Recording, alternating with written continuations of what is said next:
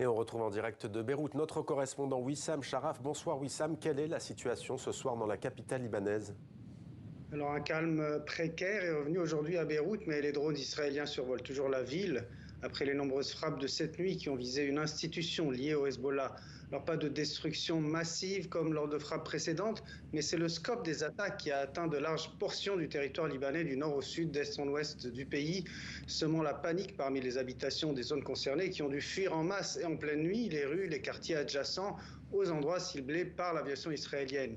Il y a donc eu 11 frappes dans la banlieue sud de Beyrouth avant minuit et dans la Beka au Liban sud, des dizaines de frappes aériennes ont également ciblé plusieurs villes et villages. Alors la cible de ces frappes, qui est-elle ?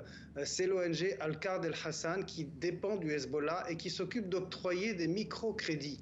Elle fait partie du système social mis en place par le Hezbollah aux côtés des écoles, des hôpitaux, des centres sociaux et même des scouts gérés par le mouvement et qui ont au fil des années contribué à asseoir sa popularité au sein de la communauté chiite. Alors cette ONG, elle compte une trentaine d'agences au Liban, un peu comme une banque classique, mais elle fait partie des entités sanctionnées par le Trésor américain depuis 2007 pour son affiliation au Hezbollah. Et Israël la soupçonne clairement, comme le prouvent ses attaques, de financer la branche armée du mouvement. Et en s'attaquant à ces sites qui sont désormais, il faut le remarquer, clairement civils et non pas militaires, Israël essaye d'augmenter ainsi la pression sur le Hezbollah en frappant ses composants socio-économiques et en essayant de le couper davantage de sa base populaire qui met à sa service. Wissam Sharaf.